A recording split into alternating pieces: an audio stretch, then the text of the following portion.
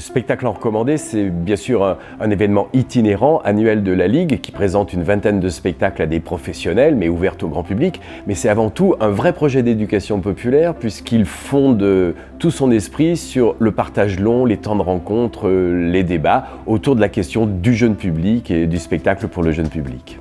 Spectacle recommandé, en quelques chiffres, c'est 20 spectacles accueillis qui nécessitent 8 lieux de théâtre en ordre de marche, mais qui nécessitent aussi de réserver des centaines de chambres d'hôtel, de servir 1000 repas au cours de la semaine, d'accueillir 300 jeunes d'une quinzaine de classes différentes pour des parcours artistiques. Que signifie donc ce soupir? On dirait qu'il vient de pleurer. Il y a plein de trucs magnifiques. Bon, après, il y a une sélection, donc du coup, voilà, c'est pas, on voit pas tout. Mais ce qu'on voit déjà, ça semble être le haut du panier. Et puis, c'est accessible. Financièrement, c'est accessible pour nous. C'est ça qui est intéressant. Je crois qu'ici, ça plaît ou ça plaît pas, au moins ça le mérite. On n'est pas face à des gens qui sont tièdes, quoi.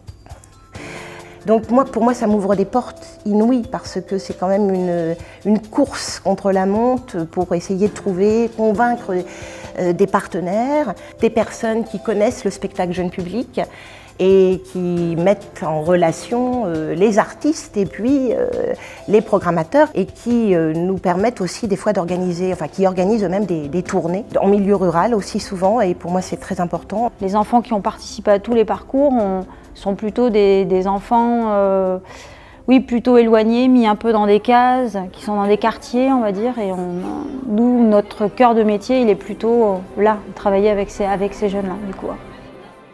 Le droit à chacun, à chaque gamin qui naît dans sa ferme et tout, d'avoir du spectacle. Mais à travers l'école, grâce à l'école, d'avoir accès à du spectacle vivant. Le rapport à la culture est indispensable, c'est Mérieux qui le disait, parce que d'abord il nous donne accès au symbolique, parce qu'il nous donne accès à l'universalité de la condition humaine, et puis parce que les signes sont denses. Il y a sur un plateau de théâtre ou dans une œuvre d'art des choses plus denses et plus fortes que dans nos papotages habituels ou dans nos propos éducateurs de parents ou d'enseignants. Ce que je trouve intéressant, c'est qu'au-delà du spectacle vivant, que ce soit dans la pratique de l'art plastique, dans les différentes pratiques musicales, c'est des pratiques de partage, d'accès aussi à la culture, de pouvoir communiquer ensemble autour d'un langage qui est universel.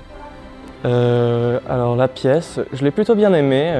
Mon ressenti par rapport à ça, c'est... Alors j'ai été un peu touché parce que j'ai eu ce genre de questions qui sont posées ou même quelques problèmes familiaux qui ont été faits avec, mais le vécu souvent. C'est souvent le vécu, ce que les gens pensent, ce que les gens ressentent qui va rentrer en écho. Parfois c'est un peu triste. Ouais. C'était drôle. Après ça avait dit il faut appeler les pompiers ou quoi. Et donc c'était trop cool et j'ai bien aimé, c'était vachement cool. C'est trop bien. L'année prochaine, l'événement aura lieu à Bourges et on tentera d'y intégrer une nouveauté, une augmentation du nombre de spectacles avec des parcours différenciés pour les programmateurs. Vous étiez déjà très nombreux cette année à Clermont-Ferrand, soyez très nombreux et encore plus nombreux à nous rejoindre à Bourges l'année prochaine.